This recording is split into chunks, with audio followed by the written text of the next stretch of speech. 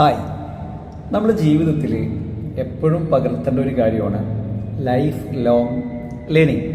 ഈ പഠനമെന്ന് പറയുന്നത് വിദ്യാർത്ഥികൾക്ക് മാത്രമുള്ള കാര്യമൊന്നുമല്ല, എല്ലാവർക്കും എപ്പോഴും പഠിക്കാം. നമ്മുടെ ജീവിത അവസാനം വരെ നമുക്ക് പുതിയ കാര്യങ്ങൾ പഠിച്ചുകൊണ്ടിരിക്കാം.